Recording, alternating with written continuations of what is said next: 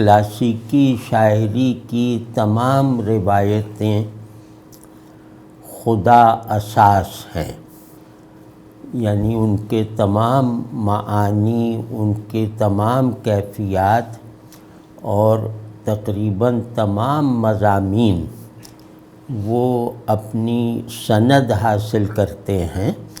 خدا کے ساتھ تعلق کی کسی بھی نوعیت سے یا خدا کے ساتھ نسبت پیدا کر کے۔ اس میں جو یہ جس کو میں کہہ رہا ہوں کہ کلاسیکی شاعری کی ہر زبان اور ہر تہذیب میں جو روایت ہے، اس میں شاعری کی 3 قسمیں ہوتی ہیں اور ان کے باقاعدہ عنوانات ہیں کہ ایک شاعری ہے وہ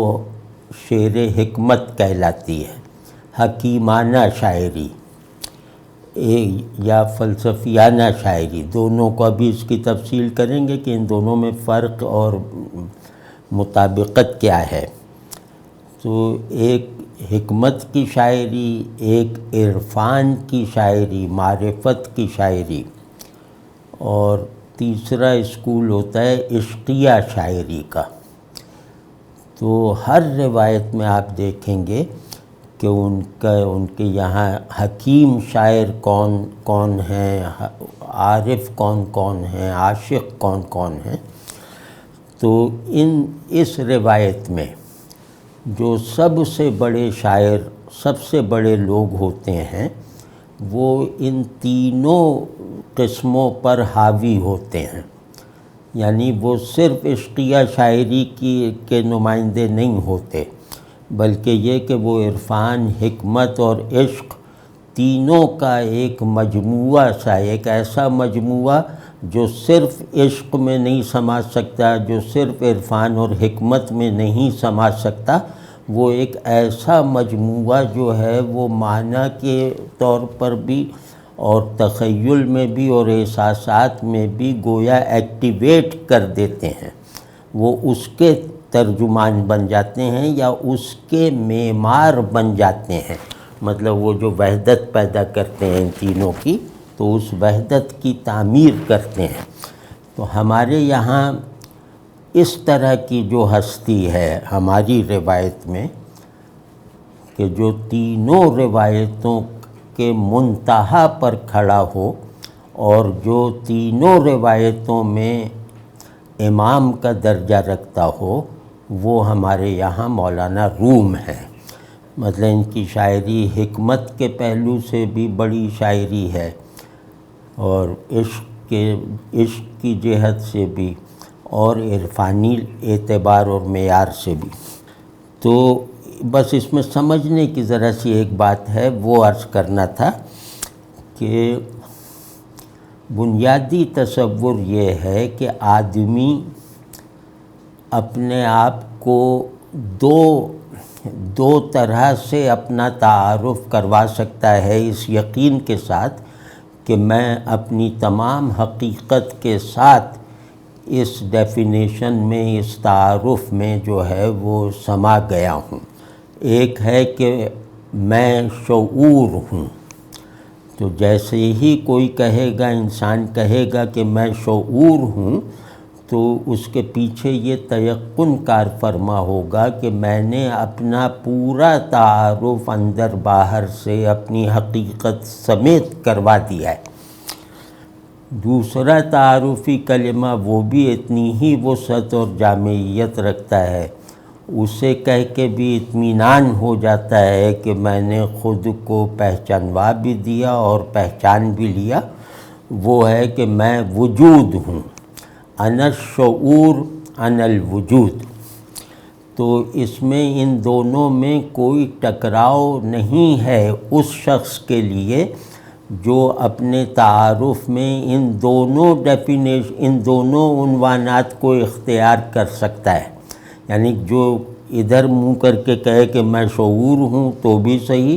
ادھر رخ کر کے کہے کہ میں وجود ہوں وہ بھی صحیح،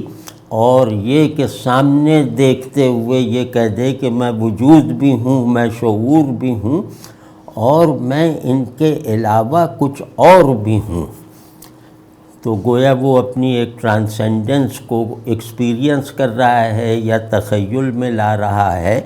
یا اس کی اپنے اندر کار فرمائی دیکھ رہا ہے تنزیہ اور بلندی کے ساتھ، اس کی شان لا تعلقی کے ساتھ۔ تو یہ ہمارے رومی کی جیسے ساری، ہم جیسے رومی کو سامنے رکھ کے یہ باتیں کر رہے ہیں۔ تو اب جہاں میرا تعارف مکمل ہو جاتا ہے یہ کہہ کر کہ میں شعور ہوں، تو اب اس شعور سے جو چیز صادر ہوتی ہے، اس شعور کا جو بیسک پیراڈائم ہے وہ عرفان اور حکمت کا ہے۔ یعنی میں شعور ہوں کہنا کوالیفائی کر سکنے والا شاعر یا تو عرفانی شاعری کرے گا یا حکیمانہ یعنی اخلاقی اور فلسفیانہ شاعری کرے گا۔ تو اب اس میں ایک ضروری بات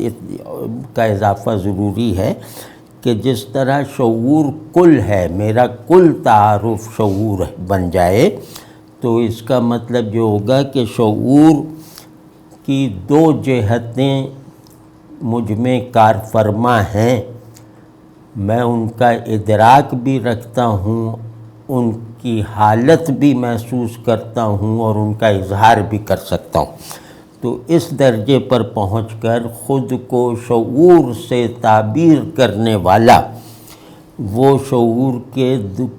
کی جو ہے وہ دو جیسے چینلز دریافت کر کے استعمال کرتا رہتا ہے۔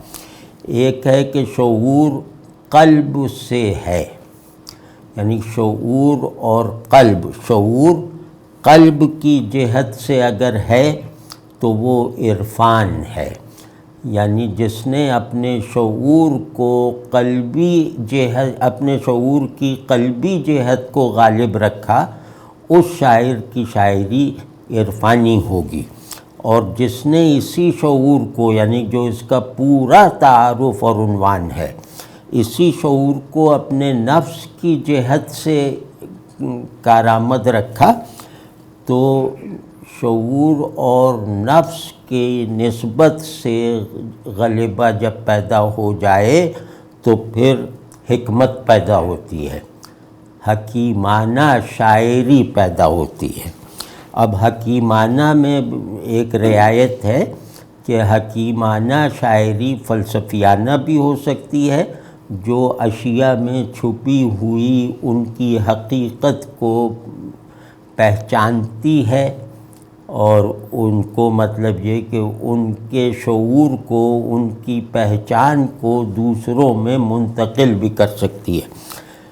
تو دوسری طرف یہ ہے کہ یہی حکیمانہ شاعری اخلاقی بھی ہو سکتی ہے، اور زیادہ تر اخلاقی ہوتی ہے کلاسیکی متصوفانہ روایتوں میں۔ تو وہ نفس، ظاہر ایک نفس کی ضرورت ہے، اخلاق قلب کی ضرورت ہے، ایک یعنی کہ نالج پرووائڈر پیشن۔ تو دوسری جہت سے اخلاقی شاعری پیدا ہوتی ہے اگر نفس کی جہت شعور سے تعلق میں غالب ہو قلب پر۔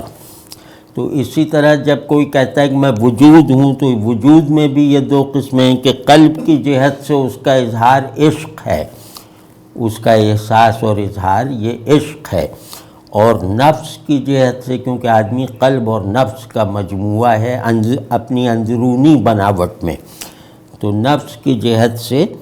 یہ حکمت ہے، یعنی اخلاق ہے۔ تو غرض اس طرح اگر ہم پہلے سے اصول سمجھ لیں نا، تو اس کے بعد پھر ہم جیسے ان روایتوں میں ہونے والی بڑی شاعری پڑھتے وقت خود کو کسی احساساتی یا کیفیاتی یا مفہومی اجنبیت یا بے بسی میں نہیں پائیں گے۔ تو اب کیونکہ شاعری کا لازمی وصف ہی یہ ہوتا ہے کہ اس کا جتنا حصہ بھی ادراک یا احساس یا فہم میں آ جائے اتنا حصہ پڑھنے والے کے لیے فلفلنگ ہوتا ہے، مطلب اس کی ضرورت شعر خوانی کو پورا کر دیتا ہے، اس کے اندر جو ایک تخلیقیت جو ہے وہ ایک جوہر کے طور پر موجود ہے اسے بیدار کر دیتا ہے۔ تو شاعری اس طرح کی نہیں کہ پورا سمجھ لیا یا نہیں، یا یوں بھی کہ صحیح سمجھ لیا یا نہیں، ہم شاعری کی روایت کے اصول کو سمجھنے میں غلطی نہ کریں تو پھر پوری امید ہے کہ شعر اگر کسی وجہ سے پوری طرح سمجھ میں نہ آئے تو بھی وہ ہمارے شعور میں اور ہمارے وجود میں ایک بہت کارآمد عنصر کے طور پر اپنے آپ کو داخل کرے گا۔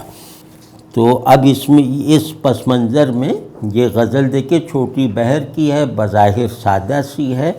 اور ہم کوشش بھی کریں گے کہ اس سے جو سمجھتے ہیں یا اس کو جو بیان کریں، اس کی تشریح کریں تو وہ بھی سادگی سے ہو جائے۔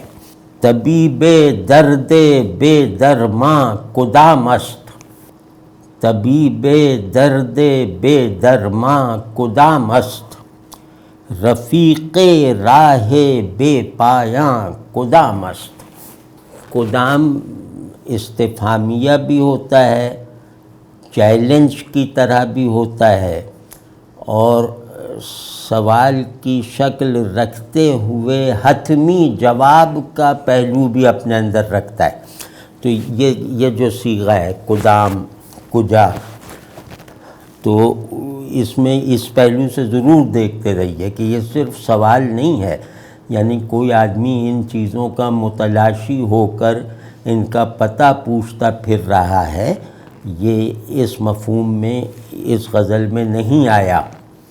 یہ کہیں چیلنج کے طور پر آتا ہے، کہیں تیقن کی حیثیت سے آتا ہے، کہیں حالت فراق کا ایکسپریشن بن جاتا ہے، اور کہیں اپنی انفرادیت کے اظہار کا ایک بہت محکم ذریعہ بن جاتا ہے، وغیرہ وغیرہ۔ یہ ہر طرح سے جیسے ایک بڑے آدمی کا سوال یا اعلان یا اظہار ہے۔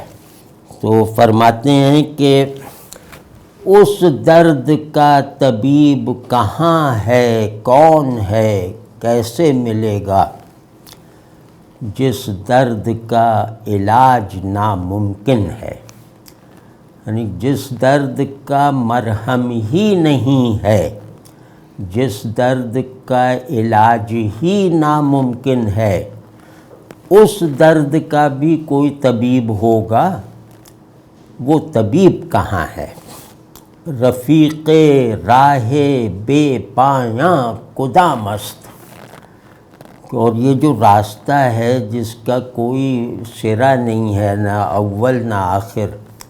کچھ بھی نہیں ہے، اس کی کوئی منزل نہیں ہے، اس کی کوئی انتہا نہیں ہے، یہ راستہ لامتناہی ہے۔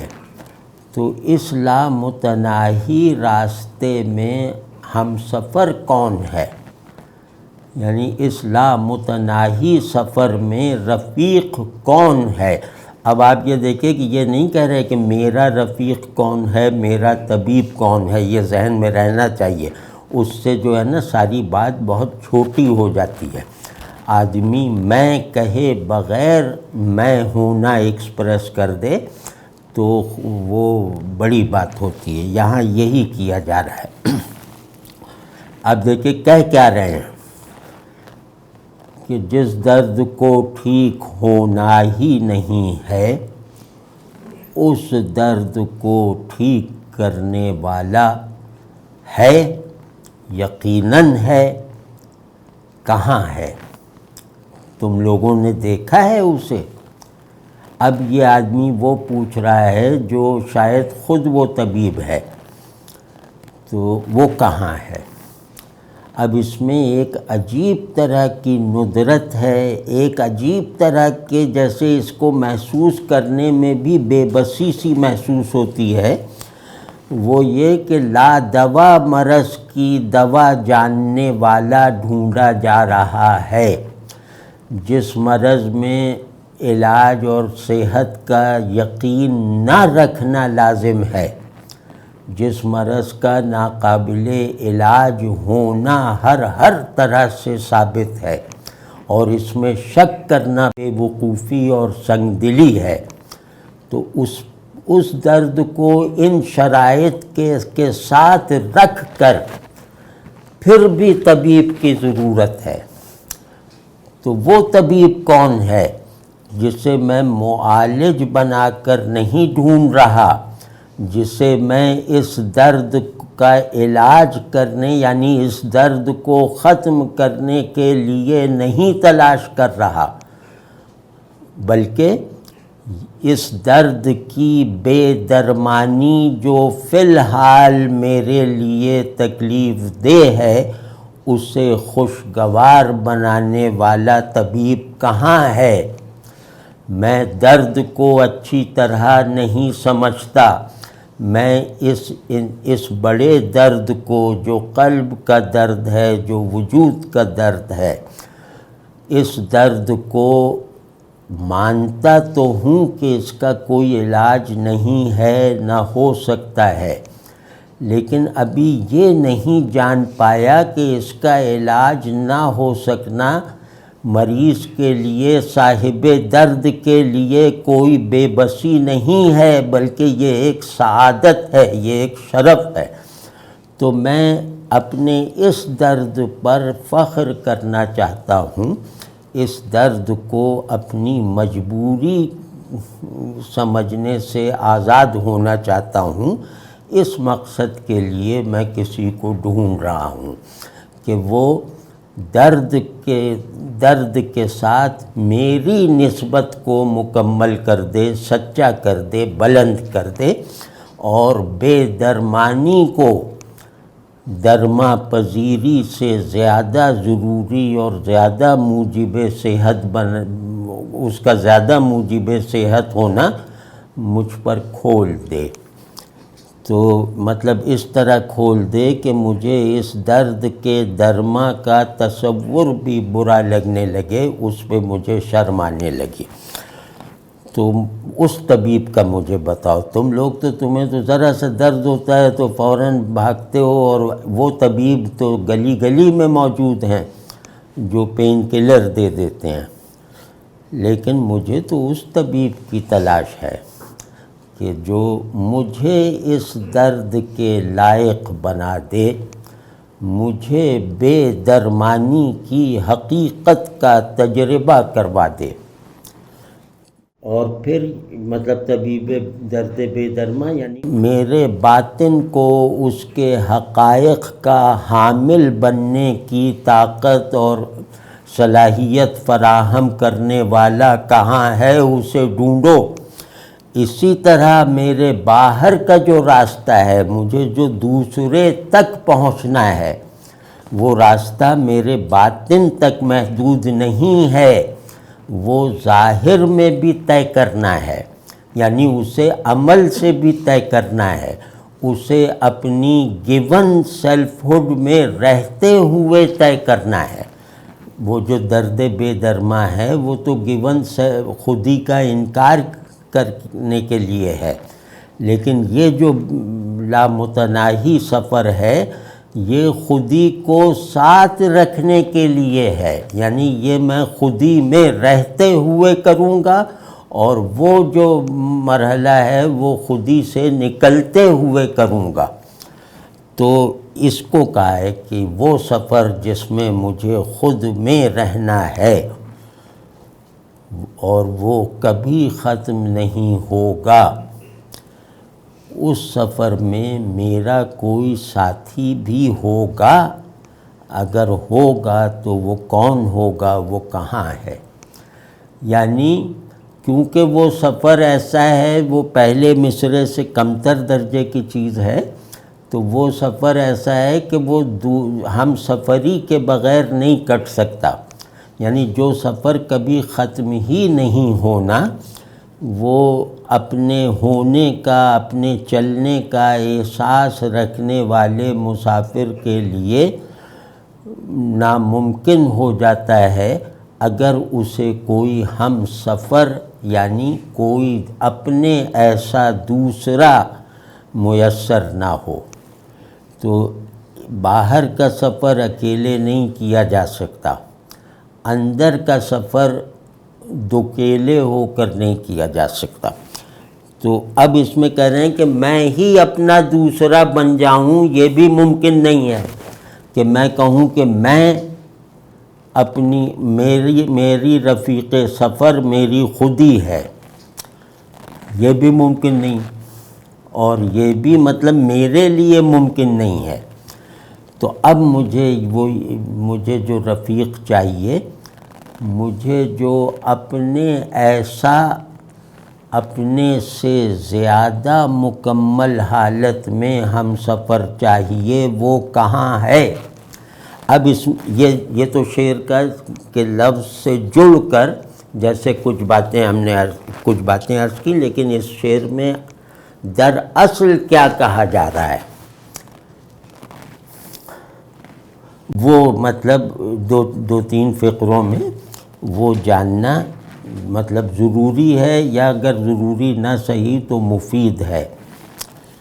وہ یہ ہے کہ مجھے اپنے باطن میں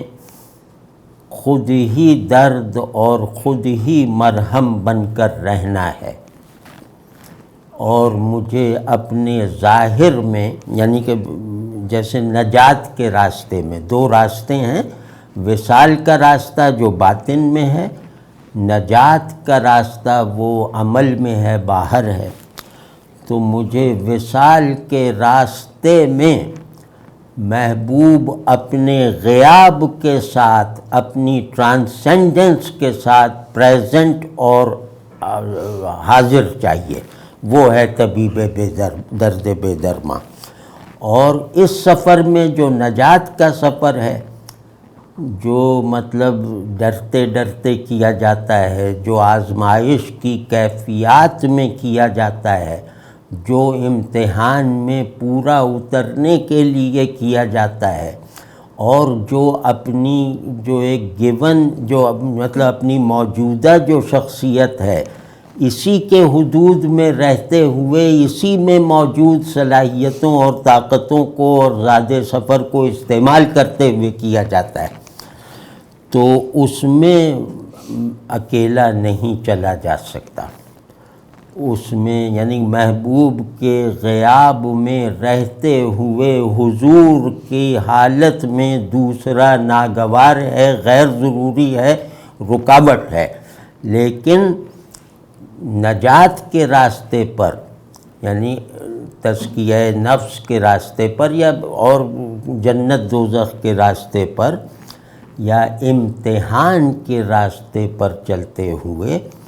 وہ اگر دوسرا نہ ہو تو پہلا قدم بھی نہیں اٹھایا جا سکتا۔ تو یہ مطلب مولانا بتا رہے ہیں کہ تنہائی کا یہ سبسٹنس ہے، تنہائی کا یہ نصاب ہے، تنہائی کا یہ لوکیل ہے، اور دوسرے کی یہ اہمیت ہے، دوسرے کی یہاں ضرورت ہے، اور وہ ہر اس آدمی کو دوسرے کی ضرورت ہے جو خود کو دوسرا بنا لینے میں فی الحال ناکام ہے۔ اسی طرح اگلا شعر ہے، اگر عقل است پس دیوانگی چیست، اگر عقل است پس دیوانگی چیست، وگر جان است پس جانا کدام است۔ عجیب شعر ہے، عجیب شعر ہے۔ فرماتے ہیں ترجمہ تو یہ ہے کہ اگر عقل ہے اگر تو یعنی بنیادی چیز اگر عقل ہے، میسر چیز اگر عقل ہے، تو دیوانگی کہاں ہے؟ دیوانگی کیا ہوتی ہے؟ اور اگر جان ہے یعنی روح ہے، قلب ہے، نفس ہے، تو پھر جانا کہاں ہے؟ یعنی جان کی منزل ہے جانا تک پہنچنا، جانا محبوب کو کہتے ہیں۔ اب جان یہاں پر قلب عاشق ہے، روح عاشق ہے یا نفس عاشق ہے، کہ اگر تم کہتے ہو کہ میں شعور ہوں اور یہ کہتے ہوئے تم بتاتے ہو کہ یہ رہی عقل، یہ رہا عقل کا پورا نظام، تو مان لیا کہ عقل تو ہے. یعنی جب بھی میں نے خود کو شعور مجسم بنا کر دیکھا تو میری نظر میں آنے والے ہر منظر میں عقل کا عمل دخل ہوتا ہے، یعنی وہ عقل کے مظاہر ہوتے ہیں. تو اس صورت میں یہ پوچھ رہے ہیں کہ بھئی یہ تو ٹھیک ہے تم شعور ہو، لیکن شعور صرف عقل تو نہیں ہے. شعور مطلب اپنے آپ کو شعور کہنے کا پہلا ہی تقاضا یہ ہے جو شاید تمہیں معلوم نہیں، وہ یہ ہے کہ دیوانگی کیا ہے، دیوانگی کہاں ہے. عقل دیوانگی کے بغیر مطلب معدوم ہے. عقل کا موجود ہونا جس گارے سے تعمیر ہوتا ہے اس گارے کا پانی یا مٹی دیوانگی ہے. دیوانگی کے آمیزے دیوانگی اگر عقل کے وجودی آمیزے میں بہت شدت سے اور مطلب پورے نمایاں انداز سے شامل نہ ہو تو عقل وجود میں نہیں آ سکتی. تو اب یہ جیسے مذاق اڑا رہے ہیں عقل مندوں کا، جو عقل پر بہت نازاں لوگوں کا، کہ عقل ہے، چلو ہے ظاہر، اب اس کا انکار نہیں ہے، لیکن کیا جس عقل کو جو تم بنا رہے ہو، عقل کے بارے میں جو تم دعوے اور امیدیں رکھتے ہو، وہ تو پھر تمہیں یہ دکھانا پڑے گا ان دعووں میں سچائی کے لیے، ان دعووں کو ثابت کرنے کے لیے تمہیں یہ نہیں دکھانا ہے کہ عقل وہ پڑی ہوئی ہے، تمہیں یہ دکھانا ہے کہ یہ رہی عقل اور یہ رہا اس کا سامان ہستی یعنی دیوانگی. دیوانگی کی پریزنس کے بغیر عقل معدوم ہے، دیوانگی کے ریفرنس کے بغیر عقل مجہول ہے. اب اس کو مطلب ہم اس ڈسکورس میں دیکھتے ہیں جس ڈسکورس کے ہمارے یہاں سب سے بڑے ترجمان خود مولانا ہیں، کہ وہاں عقل اور جنوں یا سمجھ اور دیوانگی، ہوش اور بے ہوشی وغیرہ، یا خودی اور بے خودی، یہ ایک بائی پولر آرڈر ہے، ایک بائی پولر سائیکالوجی اور کازمالوجی ہے، کہ اس کے یہ دو پولز ہیں. یعنی ہماری کازمالوجی اور ہماری سائیکالوجی، یہ دونوں ایک سطح پر پہنچ کر صرف لفظی امتیاز کو برقرار رکھتے ہیں، ان کا وجودی امتیاز اور فرق ٹوٹ جاتا ہے. تو یہ وہ سطح ہے جہاں سے مولانا بول رہے ہیں. تو وہ یہ فرما رہے ہیں کہ عقل اگر اپنے سے نکلنے کی طاقت یا وسیلہ نہیں رکھتی تو وہ عقل ہی نہیں ہے. کبھی آپ غور کیجئے کہ اگر عقل اپنے ہی اندر مشغول رہے، یعنی عقل اپنے سامنے صرف ایک سوال رکھے اور اس سوال کو حل کرنے میں مصروف رہے کہ عقل کیا ہے، تو وہ پھر ظاہر ہے کہ اس کا عقل ہونا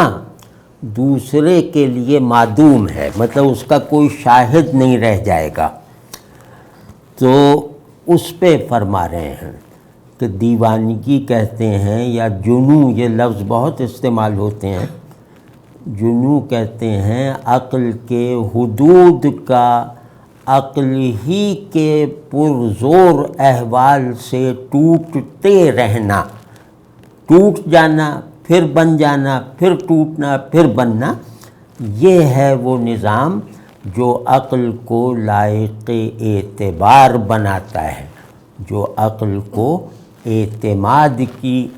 جگہ پر اہمیت کے ساتھ اور وقت کے ساتھ رکھتا ہے۔ اگر یہ بات واضح ہوگی انشاءاللہ کہ اگر میں ہونے سے غیریت کی حالت نہیں رکھتا، میں ہونا اور میں نہ ہونا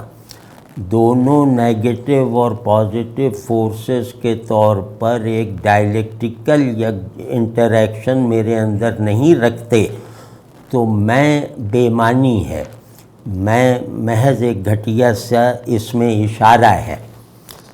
تو میں ہوں وہی کہہ سکتا ہے جو میں نہیں ہوں کی حرکت رکھتا ہو، یعنی میں نہیں ہوں کے زور پہ میں چل رہا ہوں، میں ہوں کہتے ہوئے۔ تو اس کو کہہ رہے ہیں دیوانگی دراصل ایک بوسیدہ سے میں کو حرکت اور ترقی اور نمو کے راستے پر رکھنے والی وہ قوت ہے جو اسے بار بار خود سے باہر نکالتی رہتی ہے۔ تو اسی طرح وگر جانست پس جانا کدام است۔ اب یہاں دوسرے طرح سے میں دیکھنے کی کوشش کرتا ہوں، جیسے ہم نے شعور اور وجود کی تفریق بنائی تھی،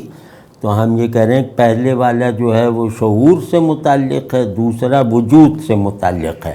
کیونکہ جان جو ہے وہ نفس ہے، وہ روح ہے، اور وہ جیسے وجود ہے۔ عقل شعور کی مینیفسٹیشن ہے، جان وجود کا گھر ہے۔ تو کہیں کہ اگر تم شعور ہو تو وہ شرط پوری کرو، اور اگر تم کہتے ہو کہ میں وجود ہوں، میں وجود ہوں، موجود ہوں، تو اگر وجود ہے تو وجود کو فنا ہونے کے لیے جو محبوب درکار ہے وہ کہاں ہے؟ جس طرح عقل کو حیرت کے لیے جو طاقت دیوانگی کی شکل میں درکار ہے، اسی طرح وجود کو فنا کے لیے، اپنی فنا کے لیے یا فنا ہوتے رہنے کے لیے، فنائے غیر زمانی کے لیے ایک محبوب درکار ہے۔ تو وہ محبوب کہاں ہے؟ کیونکہ جو وجود فنا کے آداب پورے نہیں کرے گا وہ معدوم ہے، وہ مجہول ہے، وہ موہوم ہے۔ واضح ہے نہیں یہ؟ تو مطلب کتنا خوبصورت ہے کہ اگر عقل ہے تو فرض ہم کہتے ہیں عقل ہے تو عشق کہاں ہے، اور اگر دل ہے تو محبوب کہاں ہے؟ یہ پوچھ رہے ہیں۔ مطلب یہ پوچھ رہے ہیں ان سے جو کہتے ہیں کہ ہمارے بات سمجھ میں نہیں آتی، تو ان کو کہہ رہے ہیں چلو اتنا تو سمجھ لو نا۔ تو یہ ہے ہاں، پرزدرست بحر لا یزالی، درونش گوہر انسان کدام است۔ مطلب کمال اس کے لیے چھوٹا لفظ ہے، بہرحال ترجمہ اس کا ہے کہ وہ بحر جسے کبھی ازلی ابدی سمندر یعنی دریائے وجود اور جو طوفان شعور رکھتا ہے، یعنی وہ جہاں شعور اور وجود کا پرنسپل ہے یہ بحر، یہ سمندر جس کا جو قدیم ہے، لا یزالی ہے، جو کبھی نہیں فنا ہوگا۔ تو یہ سمندر موتیوں سے بھرا ہوا ہے، پٹا پڑا ہے، اس کی ہر بوند سمجھو ایک موتی ہے، یہ موتیوں سے اس طرح بھرا ہوا ہے۔ اب اس پر فریفتہ نہ ہو جاؤ، اس پر موتی لوٹنے والے نہ بنو، اس پر اپنے وہ جو بوریاں لے کر نہ پہنچو موتیاں بھرنے کے لیے۔ تم اگر انسان ہو اور تم اگر اس سمندر کے قدردان ہو اپنے لالچ اور طمع اور گراوٹ سے پاک رہتے ہوئے، تو یہ ڈھونڈو، ان موتیوں کو الگ الگ کر دو، ادھر ادھر کرو، تمہیں اصل میں اس بھرے موتیوں بھرے سمندر میں انسان کا گوہر، انسان کا جو موتی ہے وہ ڈھونڈنا ہے۔ تمہیں یہ موتی اور وہ موتی نہیں ڈھونڈنا، تمہیں ان موتیوں کی مارکیٹ ویلیو نہیں دیکھنی، تم بس دنیا میں اس طرح رہو کہ یہ دنیا موتیوں سے بھرا ہوا ایک ہمیشگی رکھنے والا سمندر ہے، اور مجھے یہاں غواصی کر کے ایک موتی نکالنے کی ذمہ داری دی گئی ہے، اور یہ کہہ کے دی گئی ہے کہ وہ ایک موتی مل گیا تو یہ سب موتی اس کے آگے ٹھیکرے ہیں، یہ سب موتی نقلی ہیں۔ اگر تمہیں وہ مل گیا تو وہ لاؤ گے تو پھر کچھ پاؤ گے، وہ نہ لائے تو بس جا کے یہ چور بازار میں دنیا بیچتے رہو۔ تو وہ مطلب اس شعر کا سب سے سادہ مطلب یہ ہے کہ اس میں اپنی اصل کو تلاش کرو۔ گوہر یا گوہر جو ہے یہ اصل کو بھی کہتے ہیں، کسی چیز کی اصل کو گوہر کہتے ہیں، یا یہ کسی چیز کے خلاصے کو۔ تو اب دیکھیں خوبصورتی کتنی ہے، نظر مطلب اس کو منظر بنا کے دیکھیے کہ بحر لا یزالی ہے اور موتیوں سے بھرا ہوا ہے، مطلب موتیوں کو ڈھونڈنے کی ضرورت نہیں پڑتی، ادھر ہاتھ مارو تو موتی، ادھر جال پھینکو تو موتی۔ لیکن یہ کہ خبردار، یہ موتی بہت قیمتی ہیں، ان سے ظاہر ہے کہ بڑی تنخواہ مل جاتی ہے، بہت آمدنی ہو جاتی ہے، بہت طاقت حاصل ہو جاتی ہے، سب کچھ یہ ٹھیک ہے، ان کو بے قیمت نہیں کہا جا رہا کیونکہ وہ جھوٹ ہوگا۔ ہم تو تم سے بس یہ چاہتے ہیں کہ تم ان سب موتیوں کو نظر انداز کرو اس وقت تک کے لیے جب تک تم اپنے موتی کو نہ پالو۔ اسی میں تم خود اپنی حقیقت کے ساتھ ایک گوہر کی طرح اس بحر پر درر میں پر لعالی میں محفوظ ہو۔ تو تم اپنی تکمیل شدہ صورت کو، اپنی حقیقی ہستی کو اس دریا میں اتر کر تہ میں تلاش کرو اور اسے نکال کے باہر لاؤ تو یہ سب موتی تمہارے ہیں۔ تو یہ کہا گیا، اور کس خوبصورتی سے کہا گیا ہے کہ، اور دوسرا پہلو یہ ہے کہ اس کائنات میں انسان نہ ہو تو یہ کائنات اربوں نوری برس کا رقبہ رکھنے کے باوجود بے مصرف ہے اور اپنے معانی سے محروم ہے۔ یہ موتی تو رکھتی ہے، موتی کا بازار نہیں رکھتی، تو یہ موتیوں سے بھری ہوئی کائنات، موتیوں کو پہچاننے والا جوہری نہ ہو تو یہ تو جیسے کنکر پتھر اور موتی میں کیا فرق رہ جاتا ہے۔ تو دوسرا پہلو یہ ہے، اور تیسرا کہ یہ جیسے ایک کارخانہ وجود ہے جہاں چیزیں بڑی بڑی بہت اچھی پرکشش پرشکو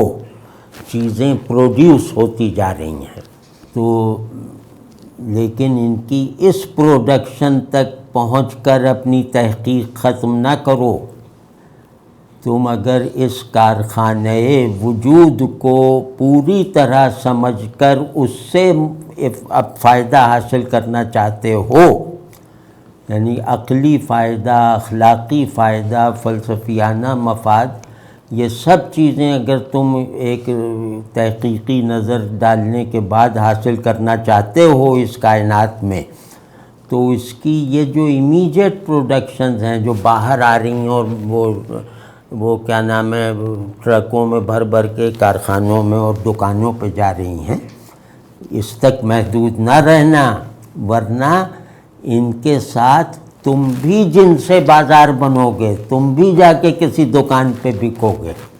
کیونکہ یہاں جو بھی کھڑا رہے گا نا کہ یہ نکل رہا ہے، وہ نکل رہا ہے، وہ بن رہا ہے، یہ اتنے کا ہے، وہ اتنے کا ہے، تو وہاں یہاں کا قاعدہ یہ ہے کہ جو گن رہا ہوتا ہے باہر کھڑا شوق سے، یہ اسے بھی اپنی پروڈکشن ہی کی طرح لپیٹ کر ٹرک میں ڈال دیتے ہیں۔ تو ایسا نہ ہو جائے کہ تم چیزوں کی قیمت کا اندازہ لگاتے لگاتے خود چیز بن جاؤ جو فروخت ہونے کے لیے ہے۔ تو اس میں تمہیں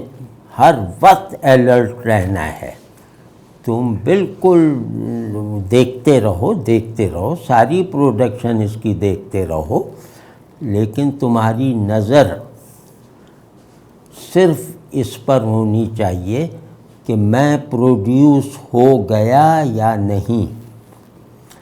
اس کارخانہ وجود نے مجھے اپنی حقیقی صورت اور حالت میں پروڈیوس کر کے میرے سپرد کر دیا ہے یا نہیں۔ اگر نہیں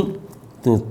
تم اس پورے کارخانے میں سب سے زیادہ کم قیمت ہو، اور اگر ہاں تو یہ پورا کارخانہ جو ہے وہ تمہارے آگے ہیچ ہے، اس پورے کارخانے کی قیمت تمہاری قیمت کے آگے ہیچ ہے، تمہاری حیثیت کے آگے۔ تو تیسرا یہ پہلو ہے کہ وجود کا مطالعہ کرو اس نظر سے کہ اس نظام وجود کے بہترین جوہر کو پہچانوں اور اس کو انٹرنلائز کروں، اس کو اپنی حقیقت جان کر یا اپنی حقیقت کے طور پر اپنے موجود ہونے کی واحد بنیاد بناؤں۔ یہ ہے دنیا میں رہنے کا ادب۔ اگلا شعر بھی اسی کی جیسے توسیع سی ہے کہ غلامانست اشیاء را قباح، ایسی قادر الکلامی بے تکلفی۔ اور عجیب تلازمے جو ہیں مولانا کے ہاں جیسے چھلکتے رہتے ہیں کہ وہ فریزز کہیں نہیں ملتے جو ان کے ہاں بس ایسے تیزی سے آتے رہتے ہیں۔ یہی جیسے یہ غلامانست اشیاء را قباح، میان بندگاں سلطان کدام است، کہ یہ اشیاء جو ہیں یہ تو غلاموں کی وردی پہنے ہوئے ہیں، مطلب دنیا میں جہاں دیکھو لگتا ہے کہ ہر چیز غلام ہے، کیونکہ ہر چیز غلاموں کی وردی میں ہے۔ اب ظاہر ہے جب غلام ہیں تو بادشاہ کہاں ہے؟ جیسے یہ دیکھتے آ رہے ہیں نا آپ، وہ مطلب اپنے اپوزٹ سے اپنی تصدیق کروانے کا مطالبہ کہ عقل ہے تو دیوانگی، جان ہے تو جانا۔ تو اسی طرح یہاں ہے کہ غلام تو ہیں، ان کا بادشاہ کہاں ہے؟ مطلب کیا بتاؤں کہ انہوں نے جیسے آپ کو ایک پورا جیسے پرسپیکٹیو، ایک ورلڈ ویو بنا سکنے والا پرسپیکٹیو اس شعر میں فراہم ہو گیا ہے کہ اشیاء مخلوق محض ہیں، ان کو جاننے کا کوئی بھی نتیجہ وہ جہل ہے جب تک ان کے خالق کی معرفت اور شعور نصیب نہیں ہوتا۔ اب یہ پورا ورلڈ ویو ہے کہ ہر شے اپنے خالق کی معرفت میں اضافہ کرے تو اس کے میکینکس کا صحیح یا غلط علم جو ہے وہ شعور میں اضافہ کرتا ہے، اور اگر وہ اپنے مالک، اپنے خالق پر دلالت نہیں کر رہی تو اس کی بناوٹ کا صحیح علم بھی جہل ہے۔ تو آپ سمجھ رہے ہیں کہ علم کا جو نقطۂ تکمیل ہے یعنی علم دائرہ بننے کی حرکت کا نام ہے، تو ہم دائرہ ایک بڑی حد تک تو بنا دیں، لیکن اس کے دونوں خطوں کو واپس جا کے جوڑنے میں کوتاہی کر دیں تو اسے دائرہ تو نہیں کہا جائے گا، چاہے وہ 1 انچ کا فرق رہ جائے ان میں۔ تو یہی صورت ہے کہ علم کا نقطۂ تکمیل، علم شے کا نقطۂ تکمیل اس کے خالق کے اس بات کو لازم ٹھہراتا ہے۔ اگر خالق کا اس بات لازم نہیں ٹھہرتا تو پھر اگر علم دائرہ ہے تو یہ جہل ہے، دائرہ نہیں بنے گا، مکمل نہیں ہوگا۔ تو اسی طرح یہ کہ دوسرے پہلو سے کہ سب غلام ہی غلام ہیں، میں نے بھی آئینہ دیکھا تو میرے اوپر بھی غلامی کی وردی چڑھی ہوئی ہے، تو کہیں غلاموں کے علاوہ کوئی نظر ہی نہیں آ رہا، اور بس اتنا یقینی ہے کہ سب غلام ہیں۔ اب ظاہر ہے سب غلام ہیں تو ان کا کوئی آقا ہے، کوئی بادشاہ ہے، تو وہ ان میں کہاں ہے؟ اب اس میں ایک سر ہے، ایک بھید ہے کہ غلام نظر آئیں گے، غلاموں کا آقا نظر نہ آتے ہوئے بھی ان سے زیادہ ظاہر ہوگا۔ اگر تم نے اس طرح رہنا سیکھ لیا کہ خود غلام، ساری دنیا غلام، ذرہ ذرہ غلام، اب اگر تم یہ جانتے ہو کہ تمہارا بھی کوئی آقا ہے اور اس کا آقا ہونا تمہاری غلامی کی صورت میں تمہارا ایکسپیرینس ہے، تو پھر تم اس بات کو پا سکو گے، تم اس سطح عرفان کو پہنچ سکو گے کہ ہم ظاہر ہوتے ہوئے بھی چھپے ہیں، اور وہ چھپا ہوا ہوتے ہوئے بھی ہم سے زیادہ ظاہر ہے، کیونکہ ہم سے اگر کوئی ظاہر ہے تو وہ ہم تھوڑی ہیں، وہ ہمارا آقا ہے جو ہم سے ظاہر ہے۔ تو جو ہر غلام سے ظاہر ہے، لیکن جس کا پورٹریٹ نہیں بنایا جا سکتا، بس اتنا ہے۔ تو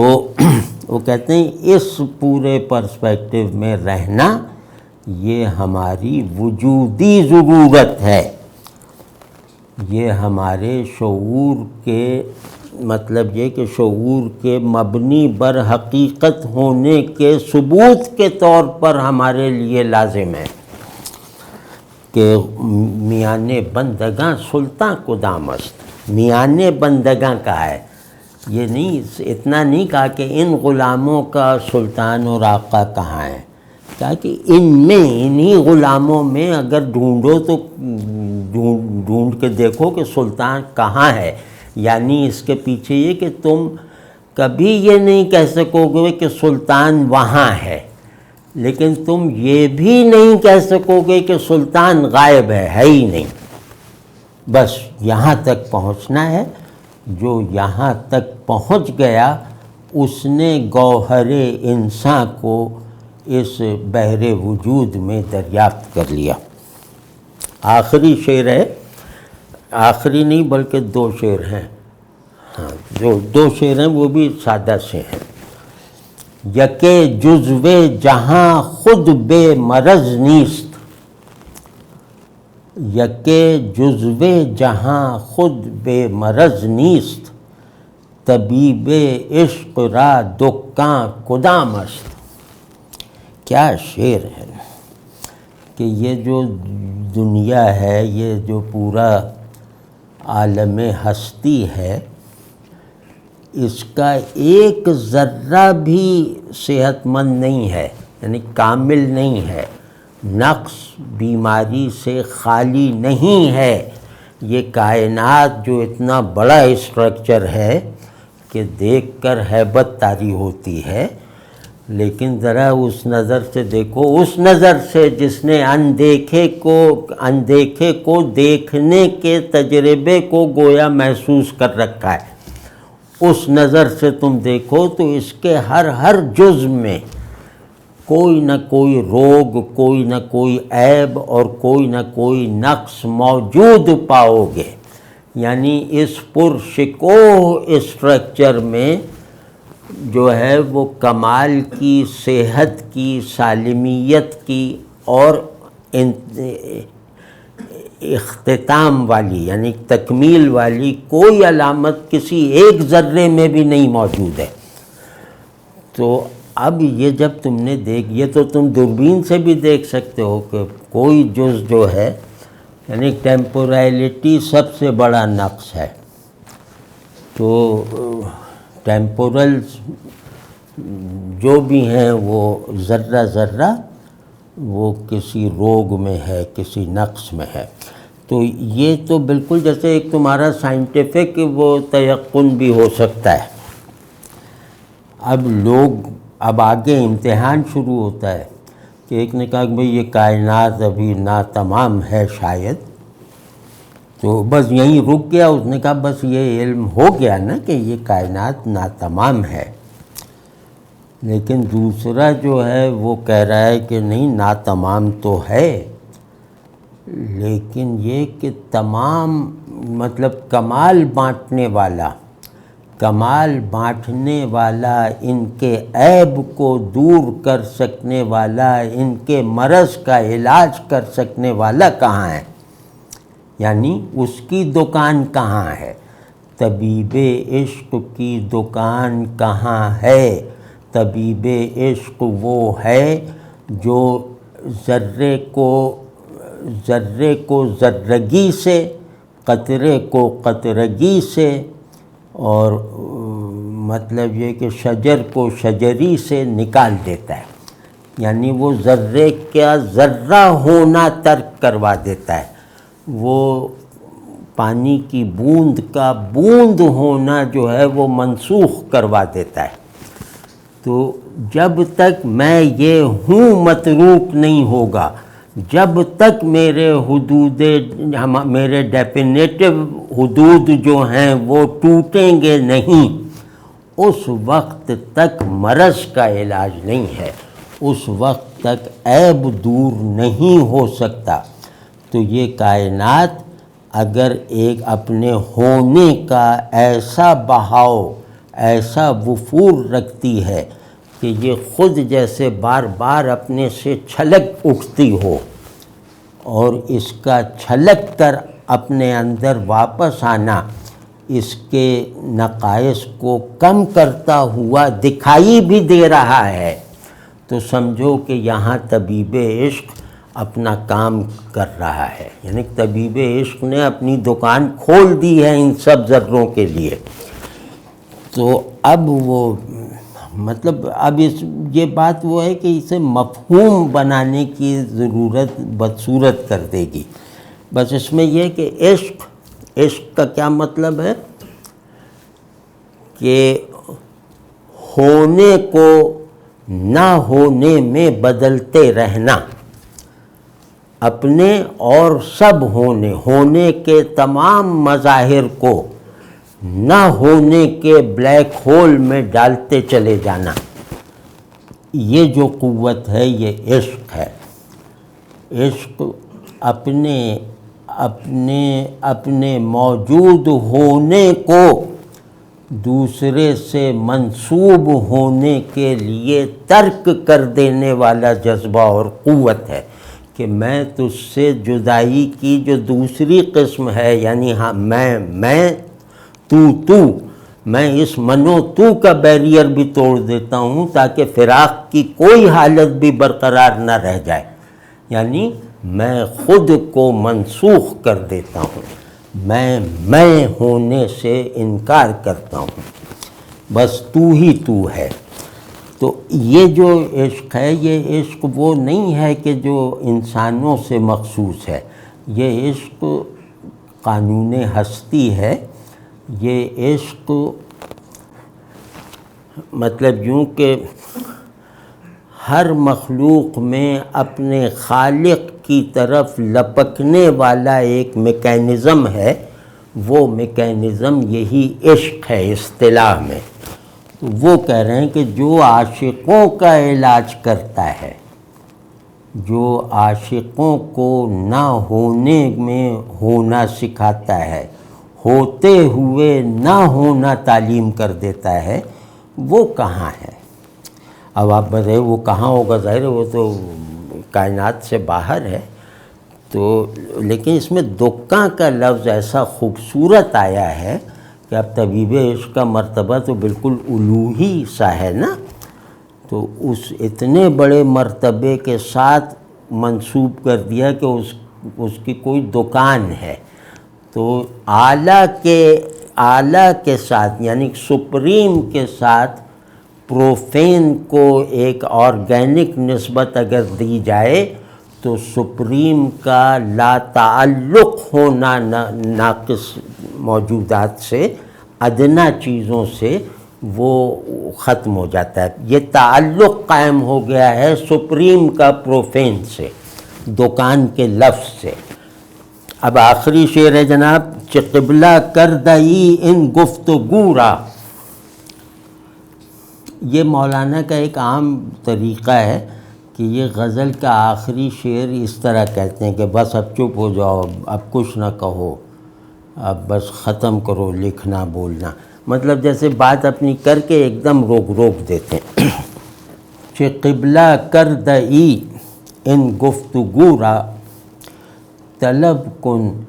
در سے خاموشاں کدام است، یہ کیا تو نے اپنا قبلہ توجہ بنا رکھا ہے، یہ کیا تو نے اپنی منزل بنا رکھا ہے کلام کو، باتوں کو، کہ جدھر جاتا ہے بس باتیں سننا اور باتیں کرنا مقصود ہے، تو بس اب یہ ختم کر دے، کیونکہ باتیں جو ہیں وہ ایک حد کے بعد لا علمی بڑھاتی ہیں، گھٹاتی نہیں ہیں، تو بس کرو۔ اور پھر اب ضرورت یہ ہے کہ یہ ڈھونڈو کہ خاموشوں کا درس کہاں ہوتا ہے، خاموشی کی تربیت گاہ اور درس گاہ کہاں ہے، خاموشی سے کہ عارف خاموشی کی تعلیم کہاں دے رہے ہیں، وہاں جاؤ۔ تو اب اس میں ظاہر درس خاموشاں کتنا خوبصورت ہے، یہ سب ترکیبیں کہیں بھی نہیں ملیں گی۔ خاموشاں یعنی خاموشی کے کو اپنا کانٹینٹ بنا لینے والے لوگ، تو وہ یعنی خاموشی ان کے ادراک کی تکمیل بھی ہے اور ان کے اظہار کی تکمیل بھی ہے۔ اگر ادراک اور اظہار میں تکمیل پیدا ہو جائے تو بولنا جو ہے وہ مضر ہو جاتا ہے، بولنا چھٹ جاتا ہے، بولنا عیب بن جاتا ہے۔ تو کہتے ہیں ان لوگوں کو ڈھونڈو کہ جو خاموش ہیں اور خاموشی سکھاتے ہیں۔